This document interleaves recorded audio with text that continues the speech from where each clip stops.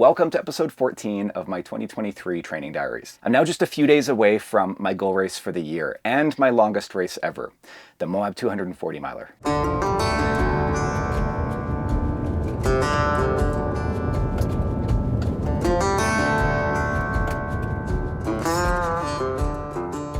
We've been here in Moab now for almost 3 weeks, and we've mostly been camping in our Baja truck camper from Ross Monster at primitive campsites on BLM land where it's free to camp, along with a few nights here and there in some of the nearby state parks.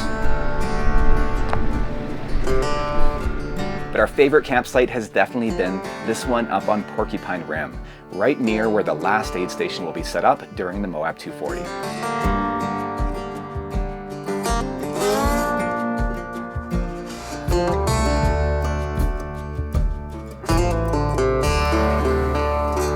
So in this video, I'll tell you about some of the heat training that I've been doing, both here in Moab and back in Vancouver in the sauna.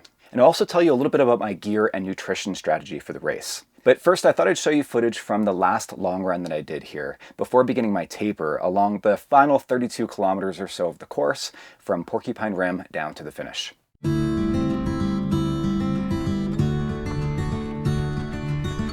All right, so I'm going out for my long run here. I'm gonna run back about a mile and join up with the Moab 240 course to run the final leg from the final aid station, roughly 20 miles, 32 or so kilometers, back to Moab, back to where the finish line will be set up. Got plenty of food with me. I've got about 2.5 liters of water. This will act as a bit of a gear test for me as well, of my gaiters, my bladder, and this new hat that I'm testing out here today.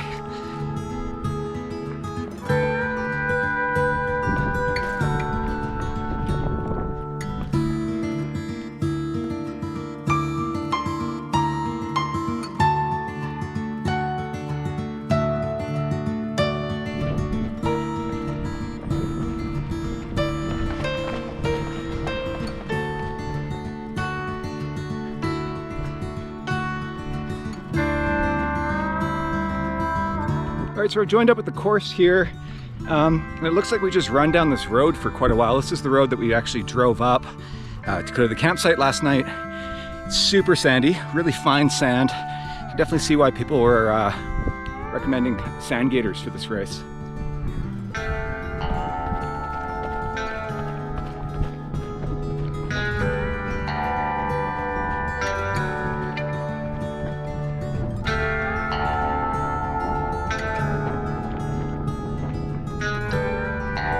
Okay, so we've left that main road and come on what could be described as a Jeep track, 4x4 track, which should take me back to Porcupine Rim. We do end up back on some single track here eventually, which would be quite nice.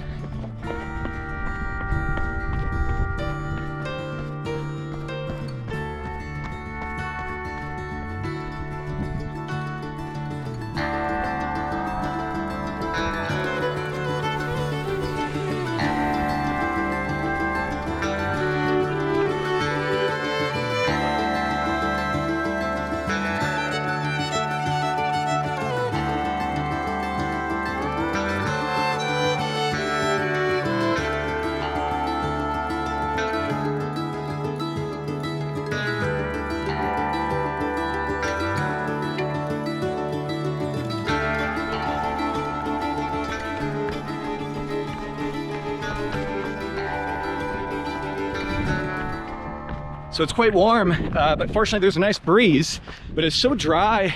I'm having to clear my nose a lot, and I think I managed to give myself a nosebleed here from clearing my nose too much. So that's something I'm gonna have to be careful of during the race, this dry air combined with all that particulate. I do sometimes get nosebleeds like that, so yeah, I just gotta be careful.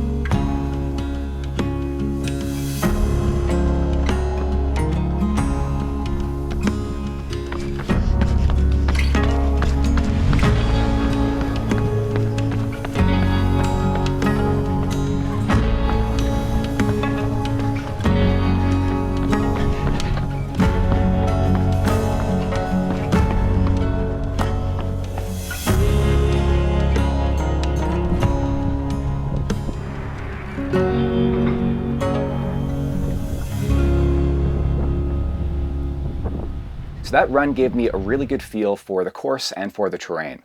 It's really dry down here around Moab. There's no humidity at all, and humidity normally is something I struggle more with, but the dry heat can present its own challenges, like you saw, nosebleeds and chapped lips and things like that. The trails themselves are actually quite technical in spots, but there's going to be a lot of time spent running on gravel and sandy roads as well, so I think there'll be a lot of running in this race, certainly more so than other 200 milers I've done like Tour des Géants. But I'll definitely be using gaiters over top of my Salomon S-Lab Ultra 3s, which I'll at least start the race with, and then I've got my Salomon S-Lab Genesis as a backup. And for headlamps, I'll be relying primarily on the Fenix HM65RDT. And this is an update to the HM65RT that you've seen me using quite a bit over the past year or two, which is very similar. But this one has dual spotlights instead of a flood and a spot, with one being bright white and one a warmer bulb, which is better for use in poor weather and really just something that I prefer most of the time anyway. So it's a really great update for trail runners.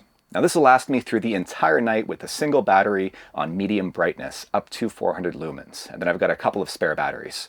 And as a backup, I'll be using the Fenix HL32RT, which is a little smaller and lighter, but still quite powerful.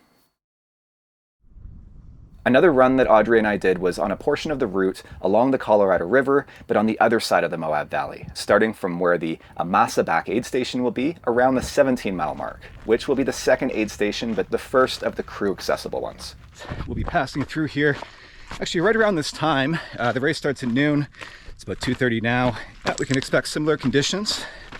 This is the first aid station where our crew can see us. The previous aid station was back around the 9-mile mark, I believe. No crew access there. So Audrey and I are just going to do about a 2-hour run, about an hour out and then an hour back.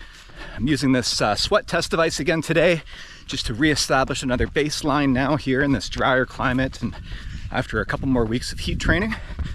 So before I left Vancouver, I did a handful of heat training sessions in the sauna, where I'd go for a run and would try to finish at a nearby community center where I'd have my car parked with my stuff in it, or I would just run with a bathing suit and a small towel in my pack, and that way I could jump into the sauna immediately after finishing my run. And the idea is that you don't need to actually do your training in the sauna. As long as you go in immediately afterwards, you'll get a similar benefit. And this seems to be a newer methodology that a lot of runners are having a lot of success with. So I was doing 30-minute sessions in the sauna, and this is in a traditional sauna, not an infrared one. So it's really humid as well, which is quite difficult. The goal of heat training isn't actually to make you sweat less, it's to make you more efficient at sweating.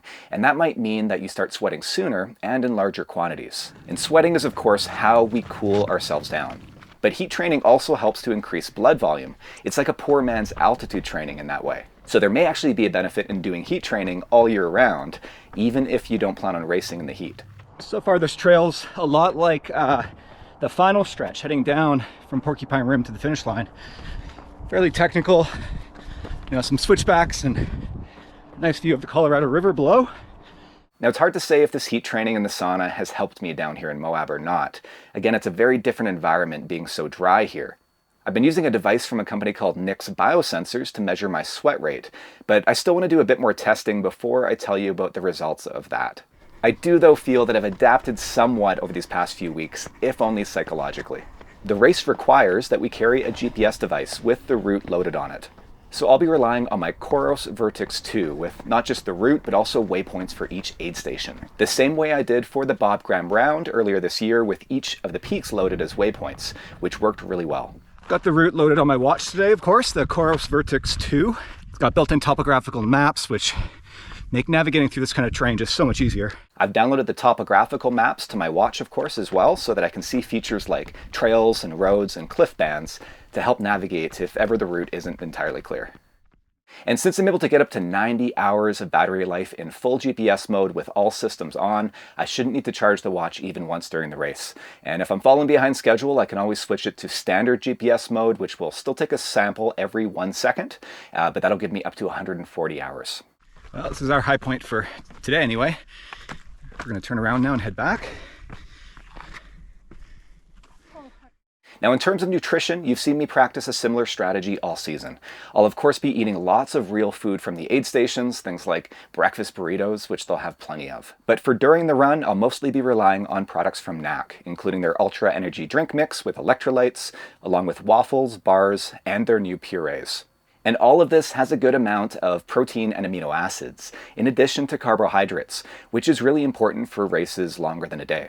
I'll then be supplementing all of this with shots of exogenous ketones from Ketone IQ, probably one dose every 4 hours or so. I've been experimenting throughout the season with Ketone IQ, and I found that it helps mainly with focus and mental clarity. Now, I've been taking a regular protocol of this throughout the day, especially when I'm doing anything like filming or any deep work like editing. And I think it'll be especially helpful in the later stages of my race to help me avoid making tactical errors as I get more and more tired. Things like navigational mistakes or forgetting to eat or that kind of thing. And hopefully it allows me to rely less on caffeine as a stimulant, because I definitely find that you get diminishing returns from caffeine, especially after more than a night without sleep. Exogenous ketones aren't a stimulant though, they're an actual fuel source, and one that's likely to be used as fuel for the brain when glycogen stores are running low. So this is the final step in this experiment for me, so stay tuned to see how it turns out. So currently we're driving to the Monticello Lake aid station / crew access. So this would really help me during the race to have a better sense of where the crew stations are along the course, how long it takes to get there, what the road conditions are like, in case I have to drive there in the middle of the night, or in case I'm tight on time for some reason. And also it'd be good to know where I can get cell service, where I can pull over to have a nap maybe, that sort of thing. Audrey will be crewing me throughout the race in the Baja, meeting me at each crew-accessible aid station and helping to coordinate and transport my pacers. I'll be able to sleep in relative luxury, although I may still end up having at least 1 or 2 short dirt naps on the side of the trail.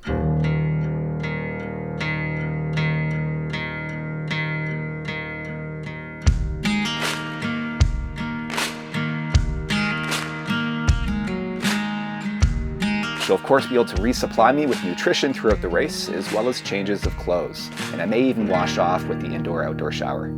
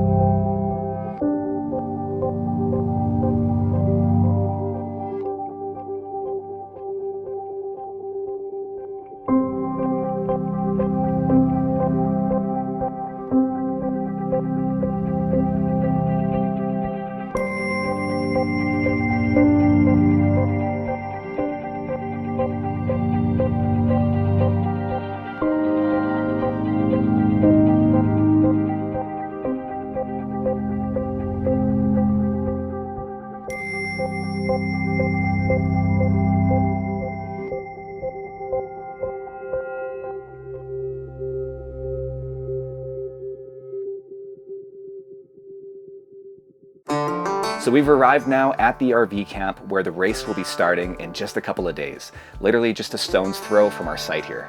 The volunteers have been hard at work flagging the course and getting supplies ready, and we expect to see a lot more runners showing up today and into tomorrow. I've got one more workout to do this week, just a short tempo run, but otherwise I'll mostly be relaxing and preparing my gear and doing a little bit more filming. So wish me luck. And in the next episode, I'll tell you how it all went, and I'll show you footage from the race. But for now, I'll leave you with a bit more footage from a short run hike that we did near Ken's Lake, just south of Moab.